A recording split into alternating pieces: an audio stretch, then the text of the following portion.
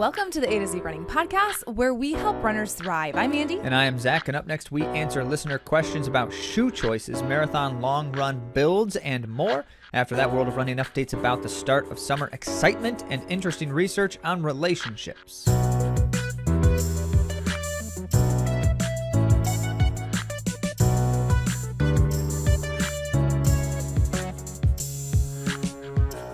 Glad to be back with you once again. It is going to be an interesting episode with lots of different considerations, and I should note that in terms of that research, some fascinating conclusions about the things that we have kind of been talking about quite a bit when we talk about some of the research on relationships and social dynamics with running and such. These just looked at a very, very specific couple examples. So that's going to be cool. Stick around for that after a number of other cool things like your questions. And remember, if you failed to ask a question, that's because you failed. But also, you can ask questions anytime by going to AtoZrunning.com/question. And then at the end of the month, we'll feature them and answer them like we are doing today.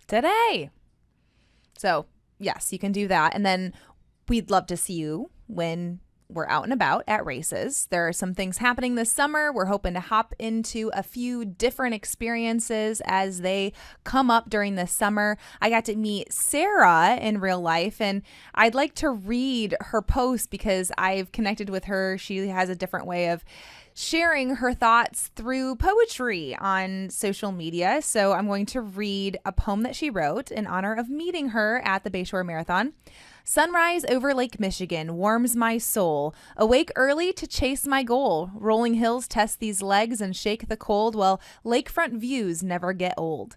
Locals line the course. Today I need their cheers. Today was hard. I earned my Michigan wine and beers. Or maybe that Moomers ice cream. That's what I had after. So yeah, it was nice to meet her. And connecting with you comes in all different forms. There's some of you we won't see in real life because you live across the world perhaps, but we can still connect with you, and we love hearing your comments, like one from Paul. Appreciated the series on training periods and trying a focused conditioning block for the first time. Admittedly a little tough when friends are all racing hard and fast while he's focused more on the building blocks. Well, Paul is focused more on the building blocks. Yeah, appreciate the exchange, Paul. Definitely with many of you, some conversations and messages thrown and tossed about lately, and just always wonderful to be able to see and hear from you all. Speaking of opportunities to do so, if you're in the West Michigan area in the coming weeks, there's a number of them that we hope to be around at and or sometimes racing at ourselves as well. For instance, on June 3rd is the Strides for Life 5K in Lowell, Michigan. And we got links to information to all of these if you would like to check them out at AtoZrunning.com as well. So on June 3rd, if you're looking for something to do like a 5K in a smaller setting, the Strides for Life 5K in Lowell is a great one. On June 10, another new, different opportunity is if you're looking to run on the track, because it's loads of fun and it's just something to do differently than all this road stuff we seem to be doing all the time. Well, they've got that at Grand Valley State University. It's the GVSU Redemption Meet, and it will be in Allendale then, the main campus of GVSU.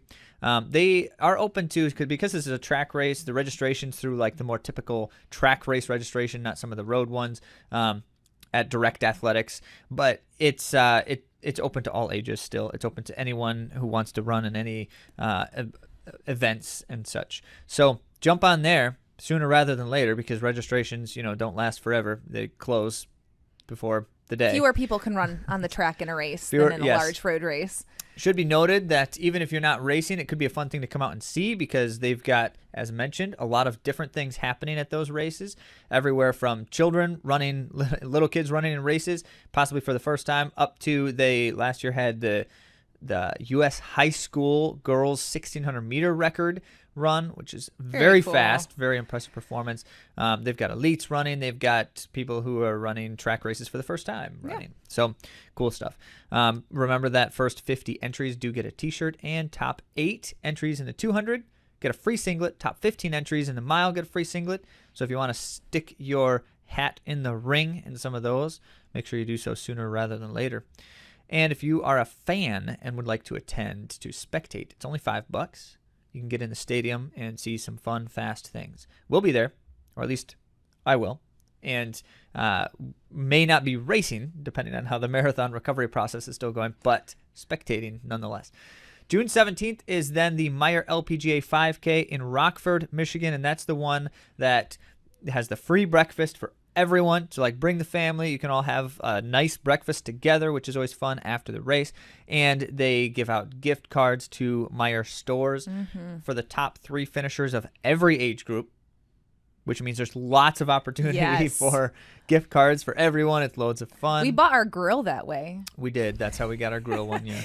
Very cool. And also the Kellogg's mascots, Tony the Tiger is often there. So it's just a fun event for everybody in the family. And as Zach mentioned, that breakfast, that's a great bonus. And you don't have to have like any kind of ticket to do that. Your family just shows up, supports you, and everyone can go on into the gym at Rockford High School and or it's outside. Actually, I'm not sure which it will be. Sometimes it's in the gym or outside. It just depends on the weather. Yep. It's usually outside. Okay, cool. Yeah, well, good opportunities, good excitement. And speaking of those types of things, great to see so many of you at the Bayshore races recently. Many of you are wondering whether or not we'll say anything about it here on the episode. You're just going to have to stay tuned to find out. Now on to our main topic, your questions.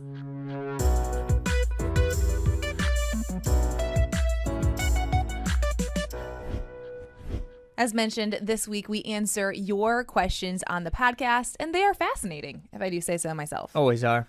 You guys do a good job, so keep throwing them at us. Yeah. By the nature of the thing, just by asking the question, you give us even more to think about, and so we enjoy that thoroughly. Speaking of things to think about, some unique questions here this week that we wanted to highlight because they are a little bit more precise and different in nature than some that we've answered in the past. So let's start with Craig's question. Craig from Michigan, asking specifically, this is about shoes and the differences in heel to toe drop between different types of shoes. You're familiar with the concept. You can see it on most shoes description when you're ordering or purchasing them somewhere, where it's going to say it's like a 12 millimeter heel to toe drop. Sometimes they list it in a percent, but usually it's some kind of millimeter measurement. And so Craig began by saying, what is the best way to determine the best heel to toe drop for the shoe I should wear? He's got shoes that are 0 drop. He's got shoes that are like 5 millimeter drop. And he's got shoes that are like 12 and higher drop. So those are obviously all very different. He says that he can run in the 0 drop shoes for short distances, but it gets harder for longer distances. That's important. That's going to be relevant. Okay. So then the next part of the question is, if there's a better and worse, would it also be good to not wear the same one all the time and alternate between shoes? Good to alternate to strengthen the legs, or other value in alternating between shoes. And then Craig's question went into a very specific example, which I appreciate this, because he said, okay, so maybe there's a relationship between the shoe structure and heel to toe drop and things like cadence, because you've heard a lot about this if you've read any of the things about like minimalist running, where they talk about how like our foot strike, if we wear the new shoes of the last 30 years, is all like heel strike, and it's this highly pronounced heel strike, and people shouldn't be doing that, and they should be forefoot or midfoot striking. And so when you wear minimalist shoes, you tend to be more of a forefoot or midfoot striker. So then Craig was associating this with cadence as well. And he said, okay, so everyone's talking about the ideal cadence thing with that study from the Olympics where they looked at, what's the best cadence. And they said the average was 180 for all the Olympians. So we should all run 180.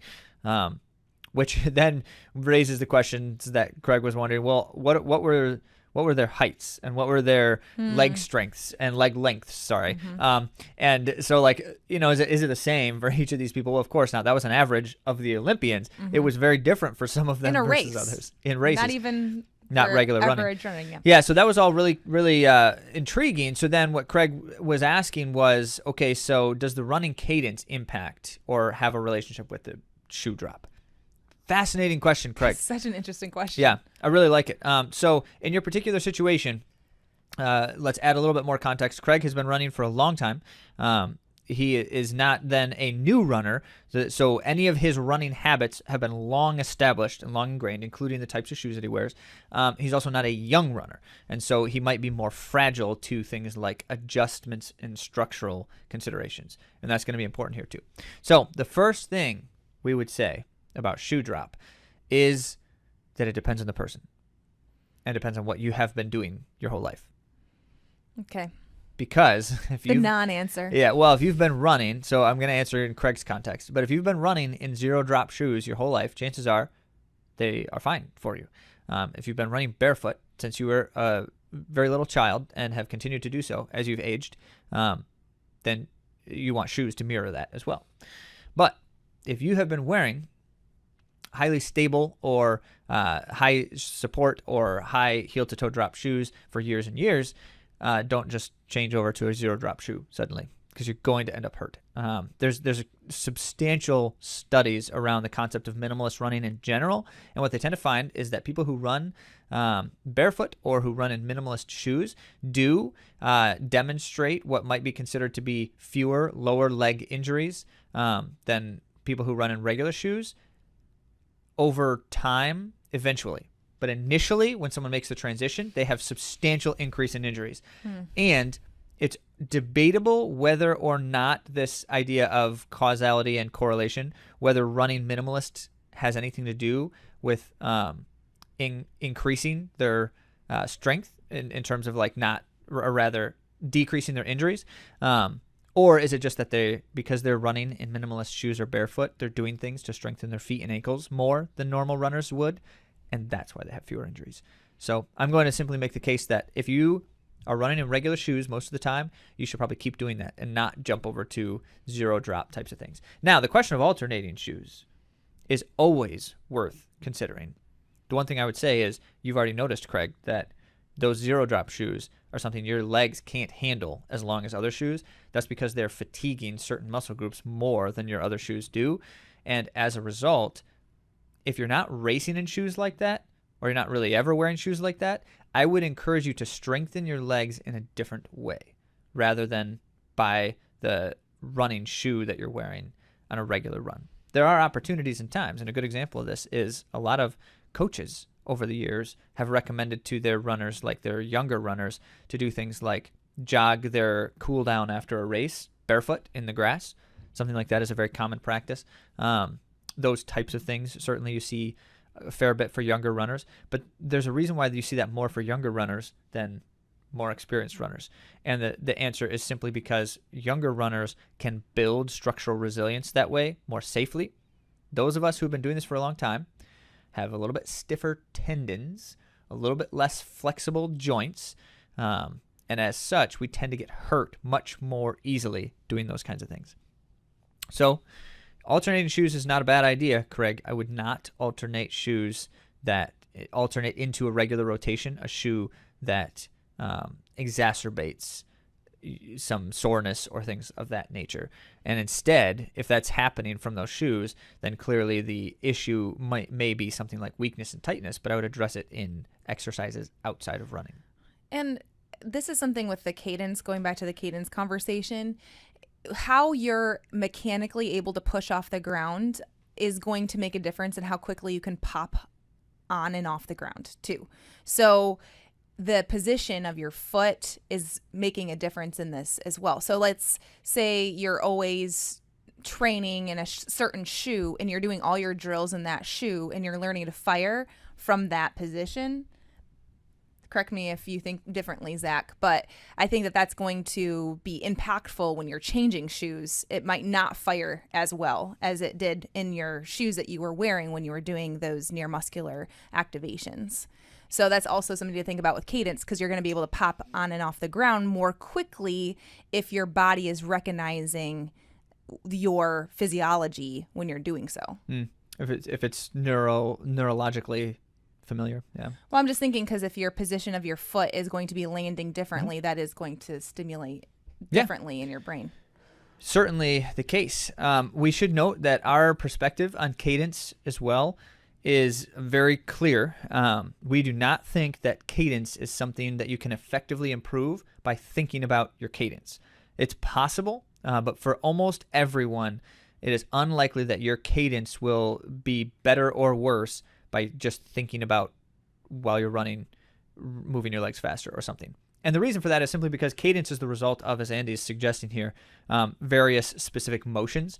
And so what motions are lacking and how can you improve those motions is how you improve your cadence. So you watch somebody run and you say, clearly you need to be landing more under your body instead of out in front of your body. And so we need to work on that precise motion of where your foot is impacting the ground relative to your hips. Or we could say, well, your heels are barely coming up off the ground. And so we can work on heel lift in the running mechanic as a way to then improve your cadence. And by default, if you address those things that are clearly the source issues or relative to the source issues, you're going to be able to improve something. So when you talk about cadence as an ideal measure, we do not subscribe to that thinking. As a matter of fact, most current thinking is like, yeah, it's true that 180 seemed to be the average for those runners at that time, but those were the world's finest runners. They by no means represent in races what they do in regular easy running. And so there's a question there of, if they measured their easy running cadence, how would it be? Also, that was pre-super shoes. So now if you go back and you do the same exact study while people are wearing the super shoes, it's different now. On average, cadence is faster in super shoes than it was. So there's that. But then also we have to remember that cadence is, again, a product of my motion. And so I shouldn't be aspiring to achieve an end result cadence goal. I should be looking at how I'm moving and achieve an end result motion goal or mechanical goal. And at the end of your runs, when you're doing a race in particular, maybe a distance race, it's going to be harder to have a higher cadence because you're fatiguing. So part of the reason that you aren't having a higher cadence, or if this becomes a problem for you, there's injury, whatnot, it's because you're fatiguing. Most likely. So it's not the actual number of the cadence, it's because you're tiring as you continue on in your run, or maybe when you're starting, you don't have that neuromuscular activation. It's both things, I'm sure. But as we think about runners getting towards the end of the race and you're thinking about trying to be light and quick, it is helpful to have some of those mental cues, thinking light and quick, you want to get off the ground. But a lot of that is because you're starting to tire, and it's more of like a mantra and a motivation to get your body rolling and working towards the finish line when you are starting to fatigue. Yeah, and in particular, if you've already done the work to address creating autonomic function with that better cadence. So that's in principle, if I'm running at the end of a race and I'm fatiguing and I have not tried to work on those types of things, then it's very difficult to suggest that I'm going to be able to improve an effective running mechanic at that moment in time. Now, as Andy said, certain things you can think about that will be able to help it, but we should ingrain those in practice over time to really achieve a desirable benefit. Okay, so Craig, appreciate the question. I don't know if we directly answered all the nuance that you were hoping for. However, this is definitely one of those questions that we like to talk about because it's something a little different and has some good, precise examples. So thank you for sharing. Mm-hmm. Okay, so the next question, this one is in the sense a kind of a follow-up to a previous comment.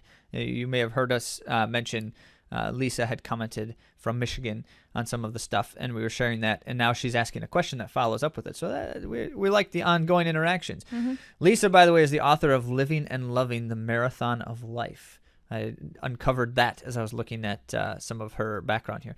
So if you've read her book or if you're familiar with her book, if you're not, there you go. Now, here's the essence of the question. Lisa is asking how long should her longest run be in her build-up for a fall marathon. And so in all of that, as you know, specific context matters. So I want to try to share with you a summary of her context right now to get an idea for then how we're going to try to answer the question. So first, she's running mid-October marathon. Okay, good. 58 years old. She's run 25 marathons. This will be her 26th. And she's been doing them fairly regularly, like 22 consecutive Detroit marathons. That's cool. And so, yes, some consistency there. Nice work, Lisa. Her point here is, at least for the last 22 years, she's been pretty consistently running and training at a very, very consistent amount of running and volume. Usually runs 6 days a week. Starts in like kind of the general season with running a certain amount, and then slowly builds that up as she's getting closer to the marathon. And then the 3 weeks before the marathon, or the third week before the marathon, is like the biggest one as she does that. She says she basically runs easy most of the time.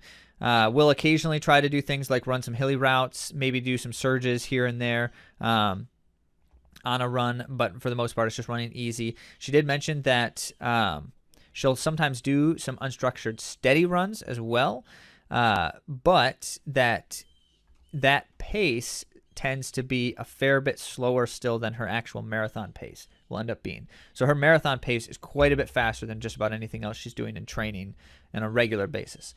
That's a key note there. Okay, so then she references where we were discussing the general amount of time you should run in a week. We were saying on average, most people ought to be running about an hour and a half to an hour 45 minutes a day. She says she would do at least that much. Wow. If not a fair bit more as she starts building things up, where she might end up in a week, instead of running 10 to 12 hours in a week, she might end up with like 14 to 16 hours in a week. That's a lot of running. A lot of running. Yeah. We'll come back to that. And then as well, her longest run usually ends up getting up to 20 to 22 miles, which at times may be 3 to 3.5 hours, sometimes a little longer. And so her long runs are a fair bit longer than we've recommended in a general sense as well. Okay, so with all of that now in mind, we should note as well, I forgot to mention that she has a long track record of finishing well in the marathons. So she certainly is resilient in these races and does not have substantial problems with things like tanking in the last several miles or something. And also lots of seasons in a row that she's been able to stay healthy. Yeah. Okay. So Lisa, thank you for asking. There's a number of things to think about here. And so I want to try to stay on your question, but at the same time, note some observations in passing with some of your comments. The first thing is, we do think that in your current situation that you would probably benefit from more variety than you currently implement in training. Specifically in terms of having some days longer and some days shorter, and using those shorter days to do some various forms of higher intensities. And in large part because for a marathoner, it's highly important for the running economy and efficiency aspects, as well as neuromuscular diversity, to be running a substantial number of different types of things that are faster than your marathon pace would end up being. There's a couple of different realms of benefit to that. And so now here's the question. There's a thought that someone might consider, well, she's clearly got a lot of success in what she's doing. Why change if it's going well? Because there is risk in change always, and we acknowledge that. If you take our suggestions in the moment like this, it may not go as well as it would have otherwise, right? That's possible. So I would say this. If you're looking for, Lisa, how can I best further optimize what I'm doing, then here's some thoughts. If you're more looking for, am I doing something that's effective? It sounds like you are. I mean, it certainly sounds like what you're doing has produced a consistent positive experience for you. Now, that said, I also think that you can achieve that positive experience without quite so much running and in a week, which may or may not be desirable for you. You might want to continue running as much as you are, so then you have to take that, as you will. But what we see here is your running, as you build up, gets longer and longer, and your weekly volume and your long run as well. And it doesn't necessarily need to do that. And in most instances, that's not the most effective way to prepare physiologically. And so in that sense, rather than building over the course of the season to the main peak a few weeks before, we might suggest that you don't try to build up quite as much in total, but then you sustain it longer. over a period of time. So you're not running quite as much for your long run. You're not running quite as much total in a week, but you're doing it for a longer period of time, week upon week. And in that, achieving a higher amount of variety in efforts during that time as well. I would not try, were I you, to change your efforts, like add in higher intensities and still keep the amount of running you're doing, because I think that that's a recipe for disaster. You've been able to hold up well at those volumes, but you may not hold up as well if you add in higher intensity with those volumes. So that's something to think about also. Now, to your question, how long should your longest long run be prior to the race? We suggest for runners on the whole, in a general sense, and your situation here calls for what we might generally suggest, that rather than thinking about your long runs in the few weeks before the marathon, rather than thinking about them as the longest of your long runs, thinking about them as harder effort long runs. If you're able to build well and sustain high volume for 8 to 12 weeks prior to, then you take 3 or 4 weeks and you run something like a steady effort for 2 hours as opposed to a 3-hour long run. And you would still have a little bit more running in there. So you might run up to 2.5 hours or something. And so why that instead of the alternative? It's simply because volume is something that can be accumulated consecutively. Is that the right word? You can accumulate. Yeah, you can accumulate it without it all having to happen at once. And so over the course of like a week, which you're already doing, but the point being, you can do that over weeks and months as well. And then what's the missing link at this point in time when we raise the question based on what you're doing? Well, the missing link sounds like you're not necessarily running sustained hard efforts at or beyond your marathon effort prior to that race. And if you were to, that could be an added asset versus what you've currently been doing. But it might not help because you have a lot of success in what you're currently doing as well. So we raised the question, should you change anything? We would leave that up to you. If you felt like you wanted to try something different, those are the things we would consider you trying. But not necessarily, I wouldn't come into your situation here and say you absolutely have to change something because things are not going well. That doesn't sound like it at all. Mm-hmm. Yeah, I loved that. That was really a great question and something different than we've really talked about before. So thank you, Lisa. Another shoe question. Yes, we like shoe questions. They're fun.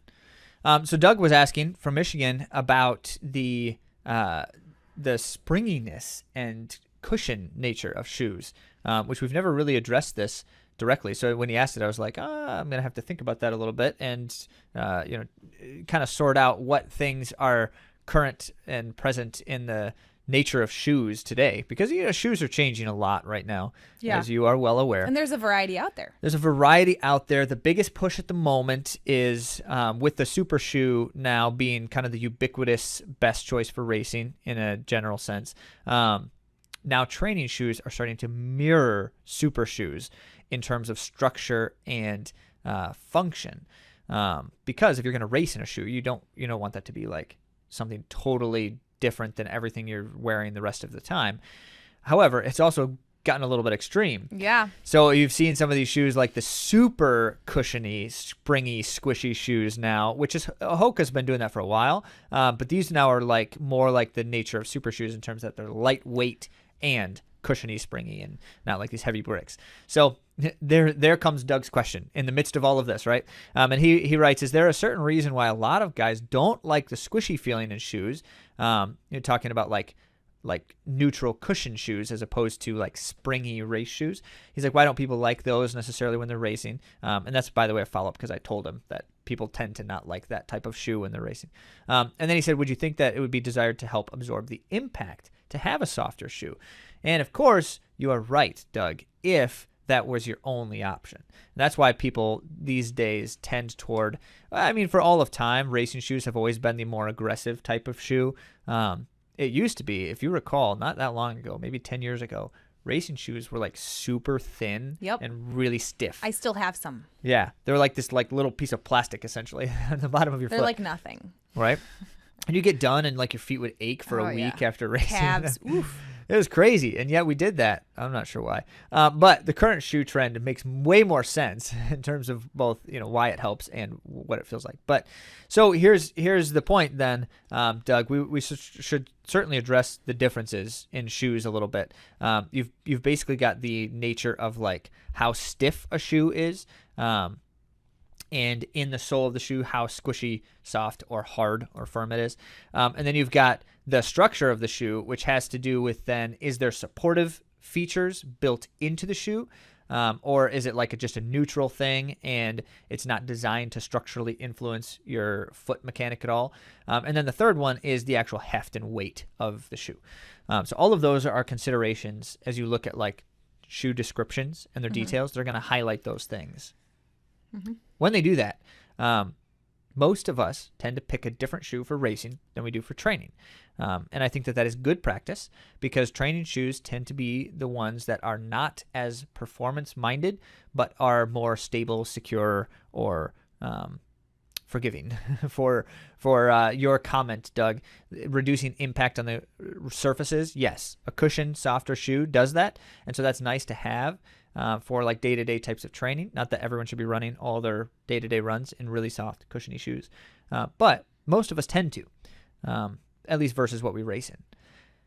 The return of energy is also an important thing. And I have referred to this comment by Des Linden a couple times in regards to shoes. But she will talk, or she wrote a comment about the training in super shoes and getting that energy return. She says, well, in training, if you're always wearing shoes like this, or in all of your hard key workouts, you're wearing your race shoes, you are not getting the adaptations from the extra work you're doing when you have shoes that don't give you as much of a return. So she says that you can actually get perhaps more from your training if you're not injured. So I'll put that part out there. If you are strong and able to have that, I guess, extra work that your body needs to do rather than always having energy return. That connects back to Craig's question. If you recall, he was asking specifically about strengthening your legs by your shoe choices. This aligns well because to Doug's point, yes, you do want to use your shoes in such a way that you're not, in a sense, handicapping yourself by reducing the adaptations you could achieve. But at the same time, you want to make these choices, like as we were suggesting to Craig, within the bounds of things that are healthy for your day-to-day. And so you don't want to take high risks with your shoe choices either. Now, what I would then say here, Doug, in terms of your situation, there is a fine line between wearing a shoe because it should make me faster and wearing a shoe because it feels best when I'm racing. I think that most of us tend to, when we get to the race, want to wear the thing that we feel like is going to make us as fast as possible, while at the same time kind of just ignoring whether something is comfortable as we're running. So for especially the longer the race, I tend to begin to defer more and more to comfort over like potential performance value in things. And those are the two reasons that define when someone's choosing a shoe in almost every instance. So in that sense, if you feel better in a shoe for a longer period of time race, it's likely going to be a better choice for you, even if that's not necessarily the shoe that's supposed to be as fast. We should also mention that the research on those super shoes is only conclusive in terms of how much advantage it provides up to a certain point in terms of how fast someone is running. After that, it's highly inconclusive. And there's a difference between high cushion shoes and a super shoe, because a high cushion shoe is not giving you the return. So I guess I feel like we need to differentiate that. So like a stability shoe or a shoe with cushion is not going to be propelling you back off the ground. Usually they're often heavy, which I'm saying this not in a derogatory way. I'm just saying this in a way that they're different. So you're still going to get some great advantages in your lower leg strength, even with cushioned shoes. And in fact, your like heel lift as well, having to pull that shoe up each time. They're not super light compared to a race shoe. So there is a difference between those that I wanted to point out. True that. Our final specific listener question was from Owen in Michigan, and Owen was asking about overuse injuries. As we were interacting with Owen over the course of this back and forth exchange, he was saying, okay, so one of the concerns is overuse injuries tend to be the thing that like you find out after it's already too late. After you've overused or you've them. already overused, yes. So he's like, well, how do you know before that happens? And his question was, if I feel like I need a day off, what does that tell me about this? Is it relevant? Things like that. If I feel like I need to change my plan for the run. So our baseline suggestion with this type of stuff is we got to listen to our bodies. Mm-hmm. There's really no other way around it other than, certainly talking with someone else about it. If you have someone else you can talk to, like a coach, or a PT, or other people. Yep. So other than that, you got to listen to your body in the sense of where are your fatigue levels in terms of ebb and flow? How are you feeling in terms of soreness and tightness and all of that kind of stuff? And over time, we get a little bit more familiar as individual runners with what the kind of the bad signs are for us. And so unfortunately, you can't always know what those are until you've experienced them enough times, but you can know today I don't feel great. And most of the time, that means it's a good idea to change the plan a little bit. And it's hard for some of us, it's hard for me to know whether it's mental, emotional fatigue, hormones, just overall kind of not feeling like I want to get out for a run, and what's my physical fatigue, because it manifests physically for me. Like I feel like my body is tired when I'm having a long day or I'm feeling emotional or something, or, like I said, the hormone piece is huge for me. So a lot of times that will mean adapting the plan. So not necessarily taking a rest day unless I really feel like I need that rest day, because a lot of times what I need is to get outside and move my body easily, like do an easy run. She means or get for a away walk. from her husband. No, I don't. But just, I think that we need to be able to, and this is part of what we're talking about here when we're looking at the signs and signals of our bodies. I have come to find, and I haven't perfected it yet, that sometimes I need to go out and just do a walk and then get into a light jog. And then after, I feel better than I did before.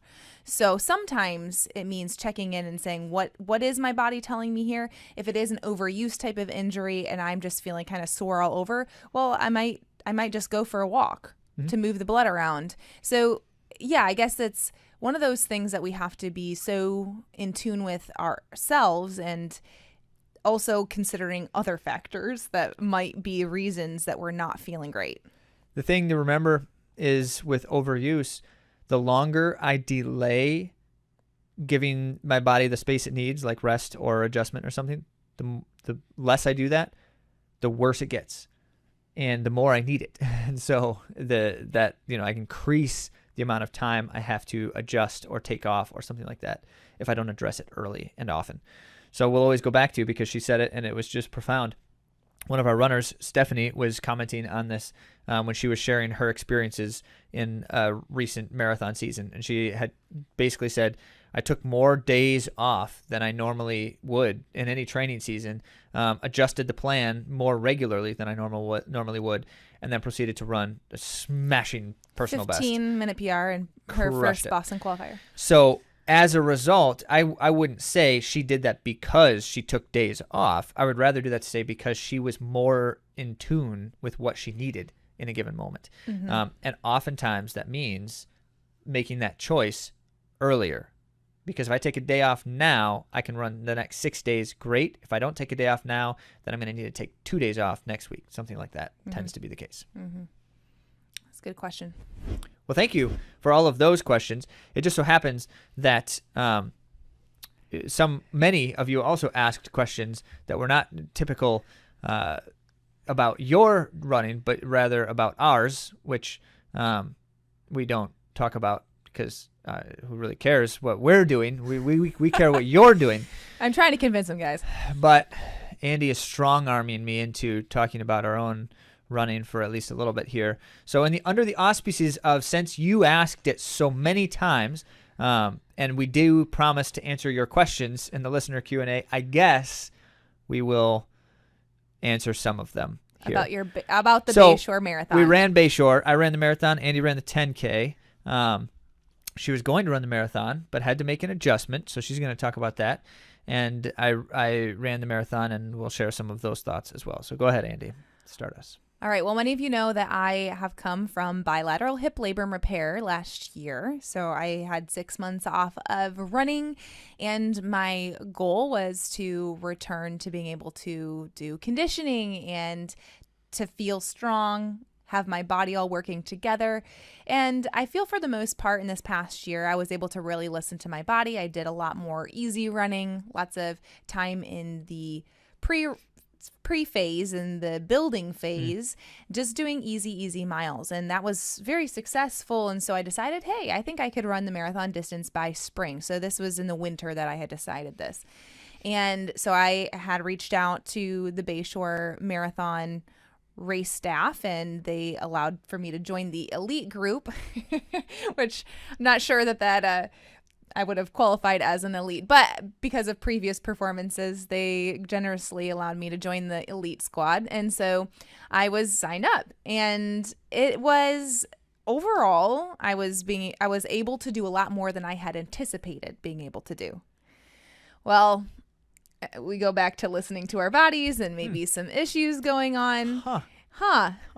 So I ran a trail run, which was in the mountains, Smoky Mountains. I don't know. In Tennessee.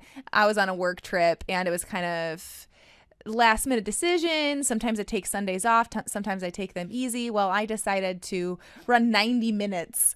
I didn't realize that it was going to be as long as it was, but I went on an adventure, and that run, I'm not used to a lot of technical running. I'm not used to that kind of terrain. I'm not running on it consistently. And so I ended up getting out of whack there. Well, I'm traveling. I'm doing all this work elsewhere besides being at home, where I have a really great PT and endurance rehabilitation and athletics. Shout out to Adam. And I didn't fix things. I just started to feel crappy a lot. And just things were getting sore and tight, and my calf was bothering me, all the things, right? On one side. And so I was managing it through lessening what I was doing. And I ended up finding out, like, way down the road, I was like running 2 months with my pelvis completely out of whack. So that was why I felt so terrible. And so I made the decision, because I hadn't done great training 8 weeks leading into the marathon, and I wasn't 100% pain-free from the hamstring being bothered by the alignment problem, switch to the 10K. In that 10K, I decided to run a conservative, strong effort, which I did. And thankfully, I was able to run better than I anticipated, and was third place at the Bayshore top 10K. 3. Yeah. Woot. I hope that was the kind of story you were looking for. But overall, all that to say, sometimes you have to pivot. And I was very disappointed to not run the marathon. I felt like I was failing in my initial goal to be able to complete the distance of the marathon and to be able to do really good conditioning leading in. And that kind of all fell apart. And I had to pivot my plan, and I'm happy I did. You need my perspective on this as well, because it was driving Andy to near insanity, this contemplation of whether she should run the marathon. And for weeks now, I am in my mind thinking, absolutely, you should not be running the marathon. It's obvious based on, like, every day she's telling me how she's feeling. And I'm like, yeah, great. That's clear indication. But she just would not make that choice. She felt like she was letting so many things down. And I keep sitting here thinking to myself, you're still not 12 months post-surgery. What are you holding up? What expectation? There are no expectations. And why are you putting them on yourself? Because they shouldn't ever have been there in the first place. And yet she couldn't help it. So finally, one day, Andy came to the right conclusion. No, I'm kidding. Andy came to the decision that things just were not in the right kind of place to be able to run a marathon, no matter how much effort she was going to give in it. To run for 26 miles at this point it wasn't going to leave her feeling great. No. But I have to say that once I did go to my PT, and he gave me exercises to get myself straightened out, and he was doing some manual stuff too, it was, I immediately felt the difference, but I just had overused again some muscles in the improper ways leading in for like 2 months, right? Is that how much long it was? It was a really long time. And so then I started immediately feeling better, but I just had to resolve some of that lingering muscular pain that I was having. So now you finished pretty close to second place. I have no doubt that your competitive juices were still flowing in this race, despite the fact that you were trying to convince yourself that you weren't going to go all out crazy. What was going on then in your mind as you're running the race and you're seeing, you got this good finishing spot? It just so happens that they paid the top 2 finishers in the 10K, not the third place. So Andy missed the money by a very small margin. What were you experiencing as you were executing the race? Yeah, I felt really strong and like I was firing well, but I didn't have any zip and pop. I didn't have any sharpness. I didn't have any, is that the right way to say it? Zip and pop? I didn't have any sharpness in my legs. And so as I saw her, I felt good. I was smiling. I felt happy within myself, but I just like didn't have that speed to like catch her, but it helped pull me along. Like I think overall, nice. and when I knew like, like I did think that I was probably like I was hoping that I would be able to catch her because I usually do have some of that. That's one of my strengths is being able to finish faster, and I had the same gear the whole time. I just was in a gear and couldn't get out of my gear.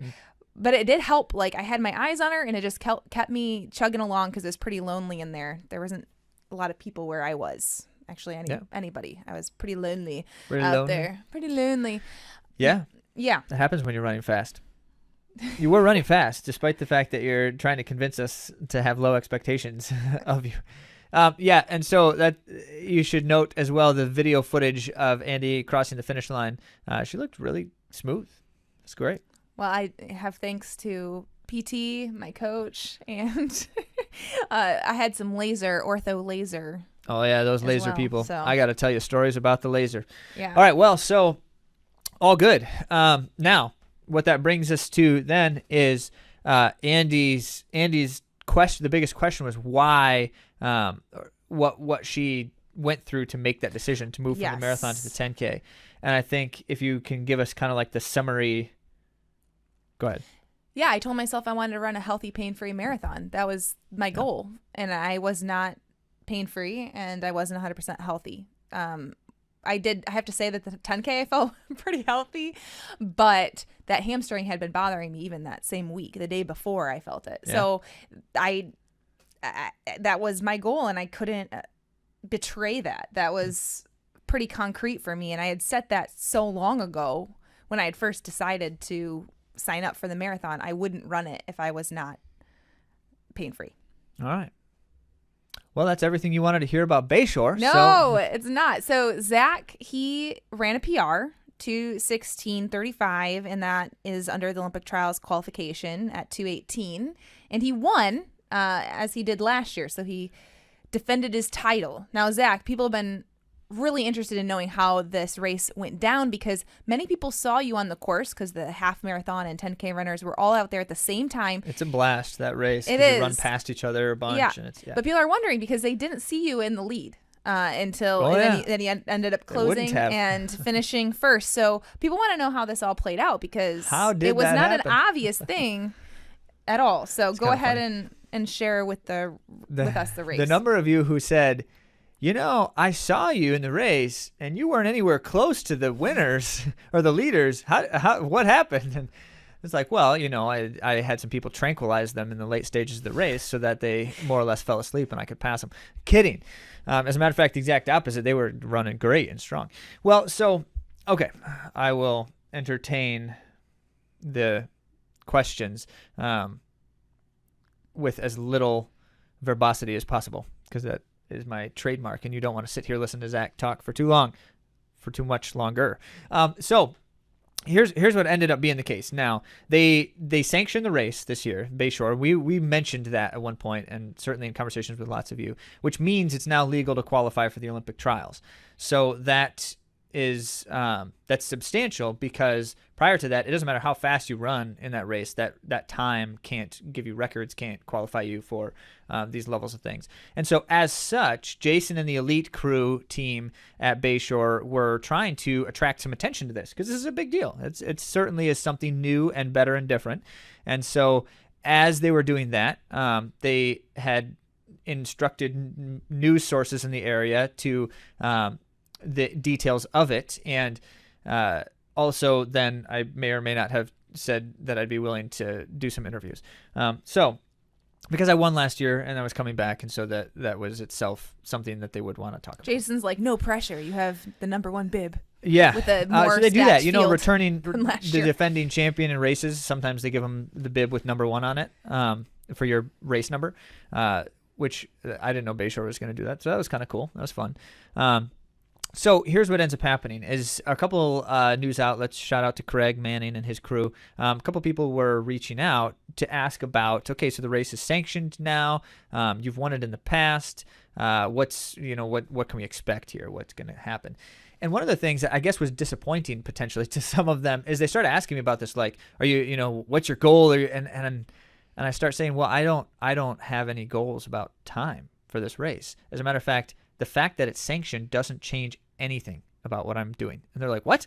Why not? It's like, well, because I'm not even going to be looking at my watch. I won't even know what time I'm running because I don't do that anymore. And I was interacting with one of you. Paul we shared his comment earlier. Paul and I were going back and forth on this a little bit. And I was trying to kind of put these thoughts into clarity that the best way to describe my goals as a runner currently is I don't have any more like deadline goals, like goals that are destinations in running. Like there's not a thing I'm trying to achieve or a time I'm trying to reach or like a streak I'm trying to maintain, or I just don't do that. Like the thing that I do in running is like I just like doing the thing. And every day I'm just trying to enjoy it as much as I can. Certainly I'm trying to train in the highest capacity I can. I like to compete. I want to win races if I'm able to. And if I'm not able to, I want to finish as well as I can. But I don't go into races with goals of like, I need to reach this thing or achieve this end. And so as I'm talking with some of these news guys, they're like, what's your goal? And it's like, run hard. This is not going to be a good interview for you. And so I kind of, I was kind of laughing to myself about that a little bit. But as it were, this also isn't necessarily me like saying there's not things I'm, happy about and trying to achieve and this kind of stuff. And so, no, I wasn't timing it, and I was hoping to try to compete in the race. However, the one thing that I've learned about marathons in terms of myself especially is the first half of the race is not time to achieve any goals. As a matter of fact, it's a time to deliberately not try to achieve goals because you've got the second half of the race, which is very long still. So in that sense, and not to be too hyperbolic, but I wanted to run a conservative first half, and then I wanted to try to finish as strong as I could through the second half, especially somewhere around like miles 18 or 20 or so. I think I mentioned to one of those news guys in an interview, he had said, or he had asked about the time, and I said, well, I might check my watch like at mile 20 and kind of figure out where I'm at, and if I'm close to the time, knowing that it's a sanctioned course, that might change in terms of like what I'm trying to do at that moment. Emptying the well. Yeah. But in reality, as I was thinking about it, I'm like, well, I would do the same thing either way, though. I would still try to run as hard as I could, no matter what time I'm on. So, no, I'm not going to check at mile 20 either. I'm just not going to do that. So, the race goes out. And this being now a little bit more hyped for the time and such, there were some guys running who were going to try to go for the time, had said so ahead of time. And so they tick off, and there's a good clump of guys, 5, 6, 7 of them, that went out pretty fast. And I was like, I don't want to go out that fast because it's probably not going to feel good. So I held back a little bit and then kind of eased in some. And I ended up running next to an old college rival, Mike Gravlin. Shout out to Mike. Ran next to him for what ended up being the entire first half, in fact, which was great because I knew that Mike and what we were trying to do at the time I knew that we could probably stick together for a bit, and it would be a good opportunity to have someone with me, so I wasn't just kind of running by myself in no man's land. And since I know Mike, it was kind of nice too, some familiarity there. Kind of feel like allies as you're hunting people down. Stuff like that was cool. So that was neat. We started passing the first couple people who had just gone out faster than they meant to after like 2 miles. So they eased off. We passed them pretty early on, and then kind of started just watching this trail of 5 or so guys, and mostly single file up ahead of us, and slowly after a couple miles catching another one, after a couple miles catching another one. It was kind of cool.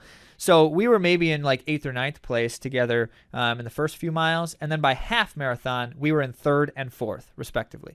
And there were 2 guys that had been just running side by side for the whole first half, kind of like Mike and I were behind them, chasing them. But we were not getting any closer to them. Like, it was just staying. The gap was the same. And so keep in mind, I'm not paying any attention to time. I do have distance on my watch because I wanted to take a drink from my bottle every 2 miles. And so I was watching distance for that reason. But then it also gave me a chance to so there's a strategy here with competition, right?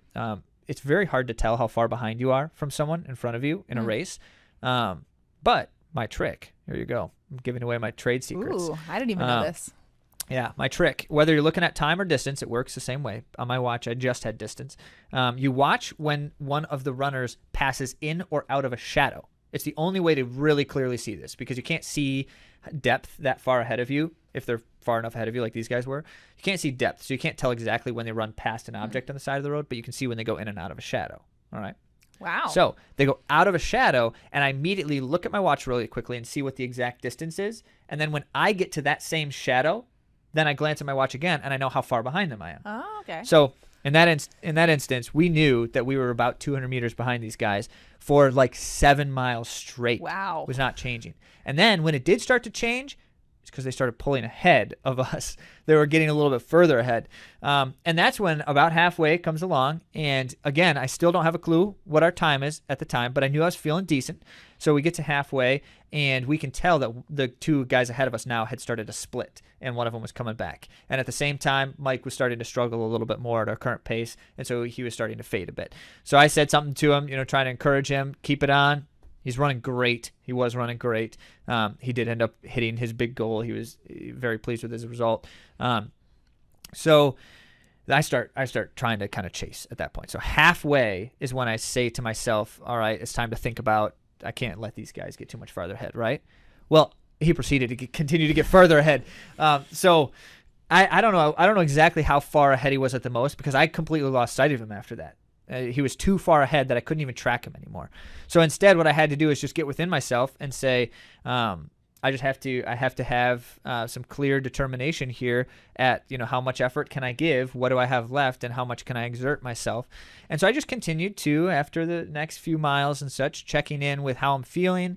How much should I be pushing? If we look at the splits after the fact, you can see I was accelerating a little bit, just a tiny bit more for those kind of middle stage miles. And then we got to about mile 18, and I was like, all right, he is too far ahead. If I don't start doing something now, there's no way I'm going to catch this guy. So my strategy with the marathon is 2-mile increments. It's a long enough time that you don't have to do it too often, which would just be very difficult mentally. But also it's a short enough time that you have a checkpoint coming up in the near future. And that's a key. When you're struggling, when you're suffering, you need to break it down into smaller chunks because they're more digestible. 2 miles is not so bad when you're struggling in a marathon. 8 miles is infinite. It feels like forever. That's the difference.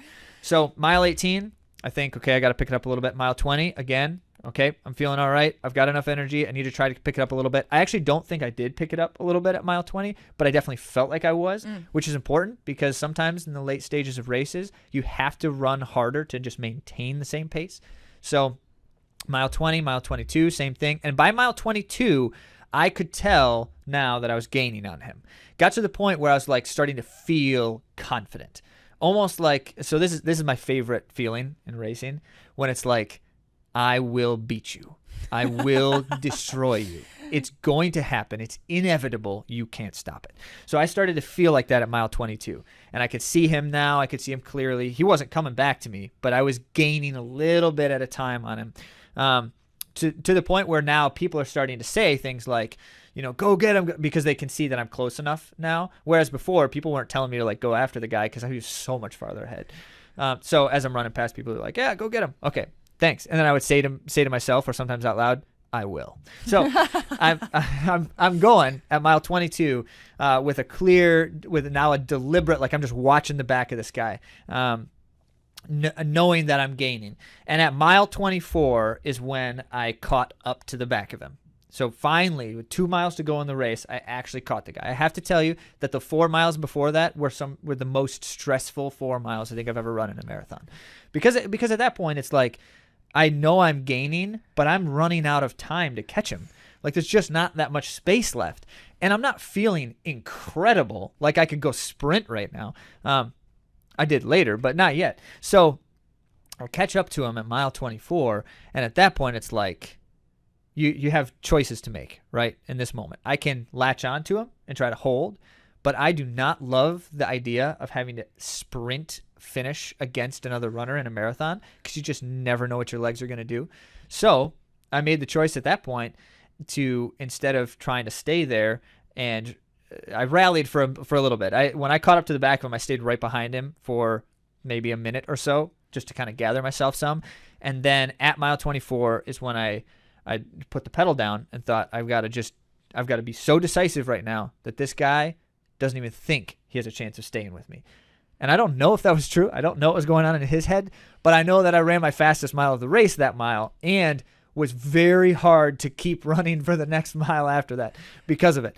But that was the case. So as many people were saying, I saw you earlier in the race and you were way behind this guy, and then suddenly you ended up winning the race. And it's like, yeah, I did not catch him until mile 24, and didn't really truly know that I was going to be able to beat him until mile 25, when I had a mile to go and had enough of a gap that I thought I could hold on, even if my legs were fading. That was exciting. So that's it.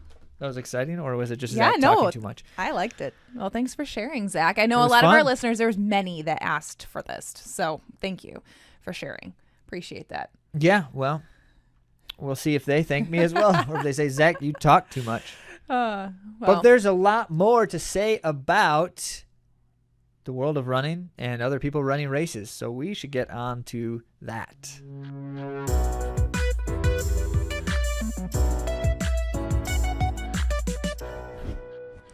First up, we are so excited to share some A to Z runner shout outs. We're going to start with the 5K and make our way to half marathon to the most amount of participants. So we have 15 more A to Z runners besides Zach and me who competed this weekend. In the 5K, we had Martha, and she earned a strong finish there. And then the marathon distance, Erin, who ran her third fastest marathon ever, Andrew paced, Andrea, and Kristen ran a PR of 26 minutes. That, if you're keeping count here, is basically a minute per mile faster than her previous. So amazing. Nice work, Kristen. Mm-hmm. Nice work. And we look forward to talking more, to hearing all the details. Yes, I want to know all these details. Half marathon runners, we had Pete. Dan O was pacing the sub 2 group. Kyle ran another PR. It's like his third straight now. After impressive 3 races in a row. Yeah. Nice work, Kyle.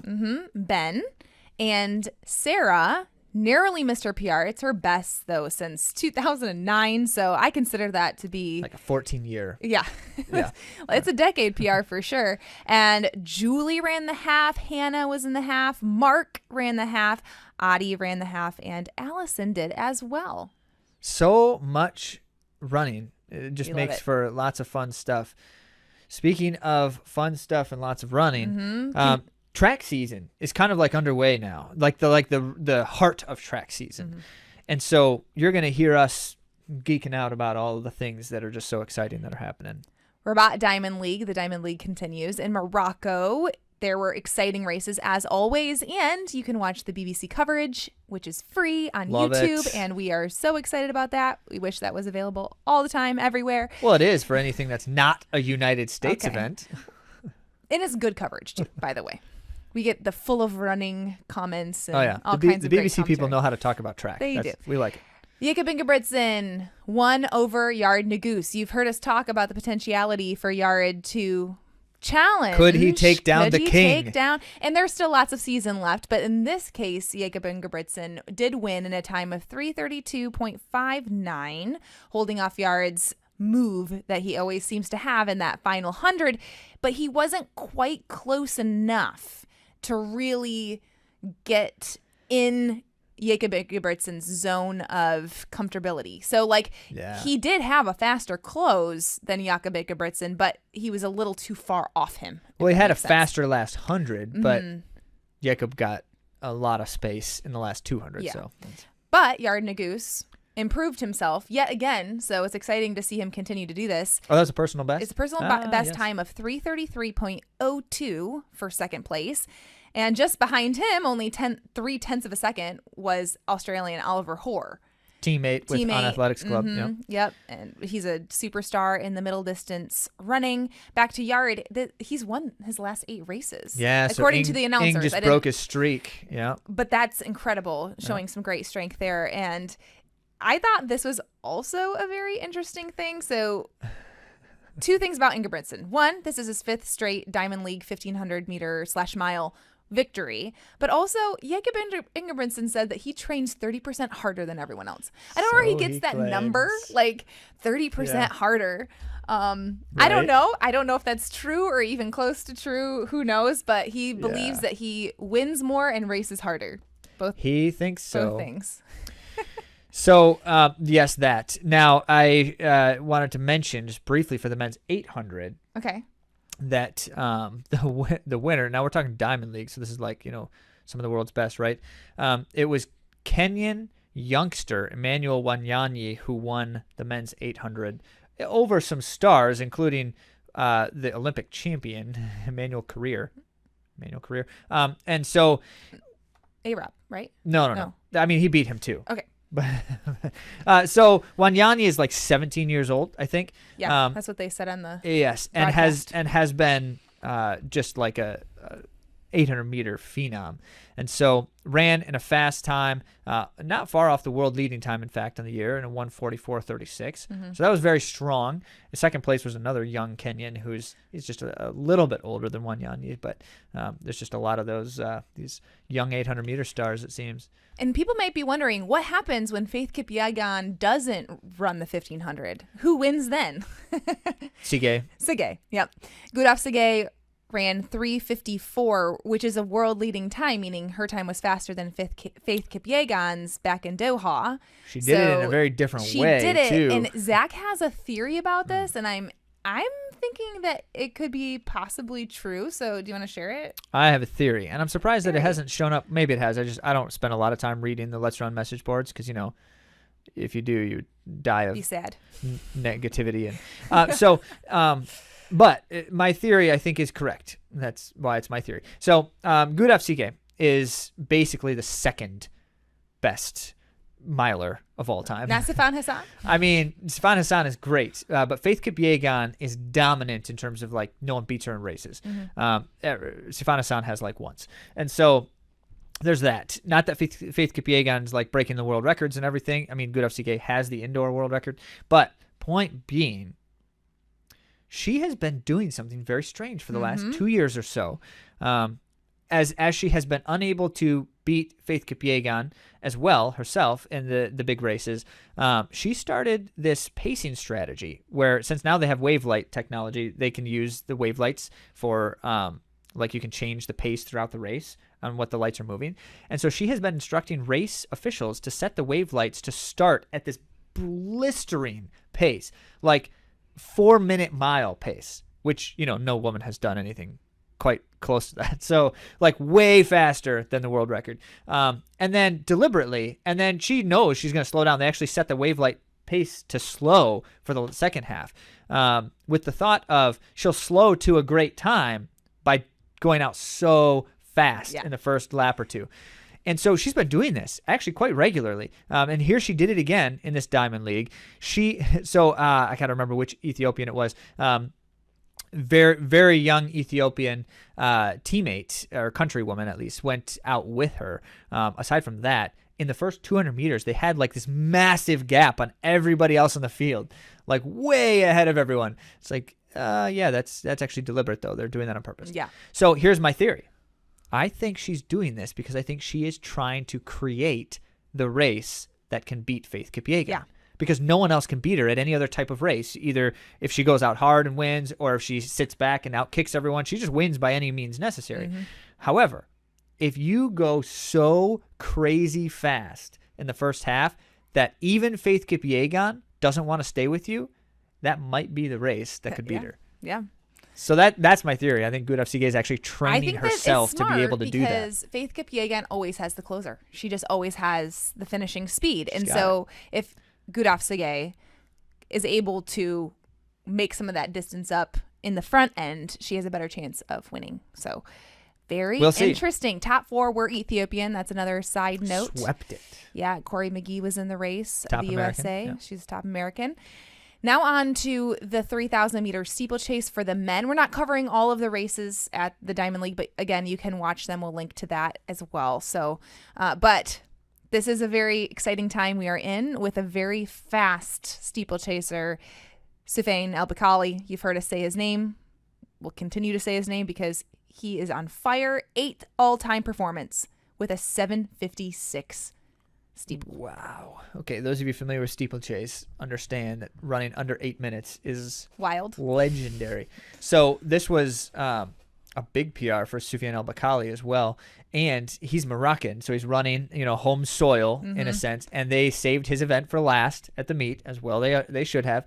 And he's like a national hero there. Yes, yeah. I mean, the stadium was crazy as he's running, and so sets an early fast pace, and a good chunk of guys go with him. Yeah.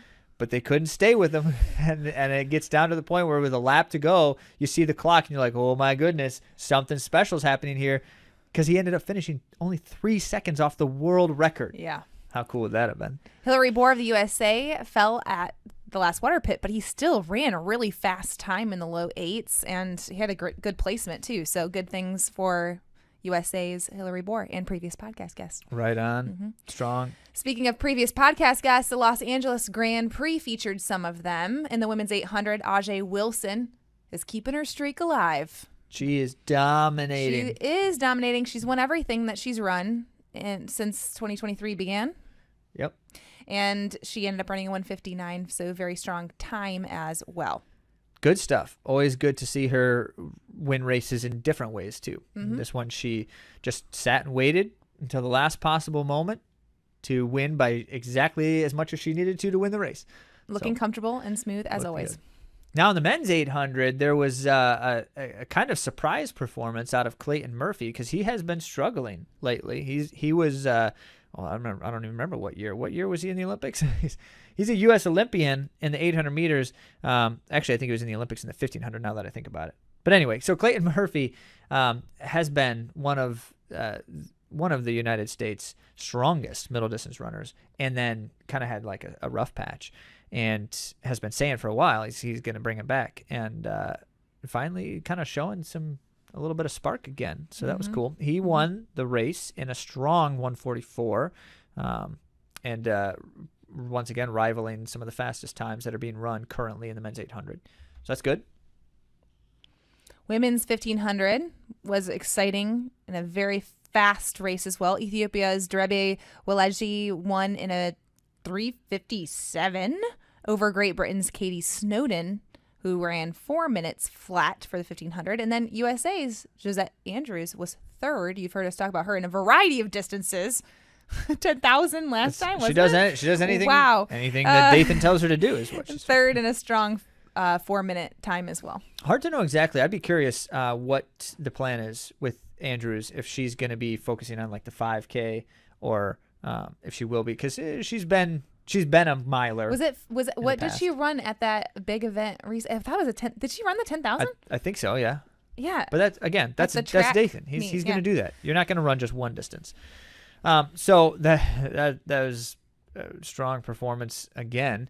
Now then in the men's 1500, we had some more interest, just some unique, interesting things here. Timothy Chariot of Kenya has been one of the most dominant 1,500-meter miler runners in recent years. However, Jakob Ingebrigtsen's kind of unseated him. And then Chariot struggled for a bit. I think it was an injury, but he struggled for a bit. The last couple of years, not been as dominant.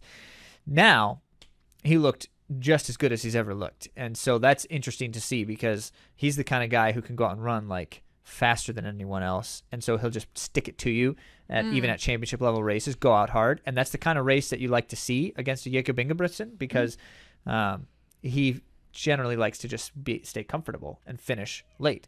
So we'll see. But Chariot looked great, won the race. Fast time. USA's Hobbs Kessler, however, was the big surprise. He's, again, young. This is only his second year as a pro. Straight out of high school, he went pro. If you recall, he set the high school national record, Alan Webb's record that he broke when he ran a 1,500 2 years ago. And then last year, he struggled. He just did not. First year as a pro. Yeah. He still ran some good times. He did, but he could not put it together in terms of like racing on the level that we anticipated. And that's, in some sense, to be expected. Yeah. But here, he looked as good as you would ever hope. He ran 3:34, 3:32, which is blazing fast. 2-second PR for him. He beat U.S. champ Cooper Tier in a kick finish, which is Cooper Tier's like specialty. He can kick with anyone. Ooh, that's Hobbs exciting. Kessler outkicked Cooper Tier, which is kind of surprising. Very cool. Ended up third in the race, and I should mention, so Timothy Chariot won the race, and it's countryman Renaud Kipcareer Chariot who finished second. Chariot right versus behind, Chariot. Yeah, right behind Timothy's world-leading 3:31. So Hobbs Kessler runs 3:32, which is the second fastest time ever by an American under the age of 21. He's 20 years old. The only one who's run faster under the age of 21, Cole Hocker. Oh, so now puts Cole him Hocker in these conversations with Cooper Tier, Okay. Cole Hocker. Look at this. This is good stuff. So we're excited about that. And then on the other end of things, oh, by the way, Cooper Tier, who still ran an incredible race, just barely outkicked by Hobbs Kessler, ran a 2-second PR as well. Okay. So Cooper Tier's looking in fine form, which is always good because that dude's exciting. a racer. So let's just mention, too, Matthew Centrowitz was in the race. The Matthew Centrowitz, Okay. the one who... Everyone's so hypercritical. I know, so hypercritical. So Matthew Centrowitz had a bad year last year. Aside from last year, he had gone 8 straight years not missing a USA team, like running in World and Olympic Championships. That's incredible. It is that incredible. Is an amazing streak. Now, here's the thing. Because he's been doing this at such a high level for so long, people seem to forget that he's not that old. He's only 33 years old. Yeah. So this dude should not be done, and that's kind of what he's trying to tell everyone. Like, so, am I allowed to have some downtime where I'm not running world-class times? Right. Yes, you are, Matthew Centrowitz, and you'll maybe. be back. But You're showing what's signs, Sonia Richards right? Ross always say? Winning is a habit, and he's out of habit. Okay, well, anyway, so he's 3:36 in that race for 8th place. The 8th place thing, it's not great, but 3:36 is fast. Yeah. And if Matthew Centrowitz is running 3:36 right now and he's on the upswing, you shouldn't count him out come championship time. Mm-hmm. That's all exciting stuff. 5,000 for the men. Abdi Noor. Remember Abdi Noor? He just graduated. Yeah, he's young. He's a young guy. But he's fast. He won in a time of 13:05. Only guy under the world championship standard of 13:07. And he fell during this race, meaning, there's some time there he could pick up, right? He fell like in the first lap, like right away. So it was unfortunate. But at the same time, if you're going to fall, that's the best time to do it because you've got time to collect yourself and kind of ease back in. Yeah. And he ran great. He ran awesome. The world standard, I'll remind you, is 13:07, which is ridiculous. So he got that world standard. But eligible. The big story in the men's 5,000 was Lex Young, high schooler, twins with Leo Young, high schooler from Newbury Park, just broke the only 3-week-old U.S. high school 5,000 meter record that Connor Burns set a few weeks ago. Remember that? I do. Connor Burns, everyone's like, he broke Galen Rupp's record. Yep. Well, Lex Young just unseated him 3 weeks later. Whoa. Just ran 13:34. Just a shade under 35. That's so That fast. is so fast. These boys, these high school boys are crazy. So lots of fast running. We're excited for the track season, but there's still some road stuff. happening. Boulder to Boulder is one of those races. It is the largest road race in Colorado. It's actually Boulder to Boulder, which I've always been confused about that. So like Boulder, like I'm bold, and then Boulder, like a rock. Thanks but also for the name explaining of Boulder, that Colorado. to me, and thank you for correcting me. That's good to know. Well, now you have it. Now Boulder. Now I know. Connor Mance came out the victor in a very strong field of men, including Ed Cheserek, Sam Talenga, who we've had on the show, finishing 7th, Leonard Career, and a lot of others. Clayton Young being one of those. He finished 11th, who's a previous podcast guest. So a very strong field and exciting day at Boulder to Boulder. Now, it's not a really fast run because it's at elevation. It's not a fast course either, but strong competition comes out to compete at this event. Emily Durgan had a strong victory over a lot of U.S. road runners that we see doing the circuit and whatnot. And previous podcast guest Carrie Verdon finished 3rd place, which was a really great showing for her. Indeed that. So now to wrap it all up, we wanted to just mention some research that Steve Magnus shared in his, he does this like monthly science digest, which is, I love it because it's like, here are some interesting studies that I've encountered. Everything Zach wants in a digest, right? Science just and throw running. the research at me, give me a quick summary statement, and then let me click the link and read it myself. All right. So Magnus does this, and I like it. Well, anyway, in his most recent Science Digest, he shared a couple of different studies around the idea of like social interactions for people. And one of the ones that was just fascinating is they took a bunch of, in this case, it was all women. So this may not necessarily yield the same results for men, and you'll see why I chuckle at that in a moment. And what they were trying to find is, does the thought of your significant other affect your experience with pain and discomfort, right? So That's they actually took hot probes and like touched them to their arms, so not comfortable, right? Okay. I don't think they're actually literally burning them because I'm not so sure they'd get someone to sign a waiver for that, but these are hot probes. And so they're not comfortable. So what they would do is they would say, okay, they're going to do that, and then they're going to do it again. And now you can look at a picture of your significant other, right, while they're doing it. And what they found as they were like measuring these things and then collecting perception data from the people participating, they found that when thinking of their significant other, the pain was more tolerable and their reported perceptions were less, but also like the neurological pain response was less. So like they felt less pain while thinking of their person. Did that also go along with like friends or God? I mean, or they didn't do anything other than their significant other. Because I would be very interested in knowing that, because I have heard a lot of pro runners that we've had on the show talk about how they think about their family and everyone who supported them along the way, and that's one of their strategies for helping them overcome discomfort during their races, which would correlate with this, except it's not like a significant other. It's people that you love in your life in general or that you feel have been supporting you. I would argue or hope to see maybe a furtherization in this specific topic to see how that would come about.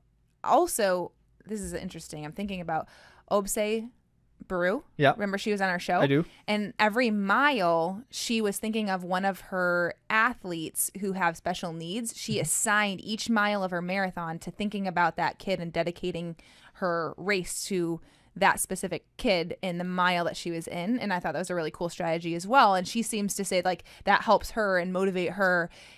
I would be interested in knowing. In theory, that if this study is related, in which it sounds like it would be, she should probably be experiencing the discomfort less by doing that. That's really cool. Huh. Interesting. Strategies abound. So now this actually furthers the consideration with the next concept here, because there's layers of involvement in this. I should mention one of the other studies, which I didn't actually plan to mention here, but they took rats and they gave them the option of choosing, door number 1, which was like cocaine or something, and door number 2 is other rats. Like you just go be with other rats, right? Figure this. Most of the rats chose door number 2 every time, even rats who had been previously subjected to these highly enjoyable chemicals. I don't know exactly what they were. I say it's cocaine because I do think they're actually giving them like drugs. But so even rats who would otherwise be inclined and almost like feel like they have to choose door number 1. We're still choosing door number 2 to be with other rats. That's cool. Well, I don't know if people would do that because, people, Yeah. I don't know about being with, maybe I'd rather be with rats than people sometimes. But Stop so it. the last thing here, and this is kind of our, in closing with all of this, kind of wrapping it all up in a nice bow, there's a study about environment affects competitiveness. And we have no doubt about that. We know this as runners. You ask people, you go to a race where you're the only one running. You go to a race where there's, thousands of other people running. What's the difference? It's there. But you add to it some of the considerations with these other studies, especially the one with this like belonging sense. And the idea of going to a race where you feel known or visible or where you feel like people are supporting and caring about you is perhaps the best recipe for the best possible experience. And I have to at least mention that there is definitely a shade of that for me and Bayshore. And that, if I could say, we ought to thank the people that are a part of our successes. When they are part of our successes, we ought to thank many of you, because Bayshore, being both a competitive environment where there's lots of people running hard together, is a good thing, but also being a place where we, our family was there for us. And so like there's that. And then also many of you we know, literally, a lot of our friends and some of the people we work with in our running services, but also people we just know from running. And then having been kind of a known entity ourselves there, and we're running down the road, you're running down the road and you hear someone cheering your name, it changes things for you. Yeah. So that was like this perfect storm that who knows what would have happened without some of those things, but they were there and they were definitely a piece of the puzzle. So this week I'll be publishing an article that has ideas for things for you to cheer in a marathon.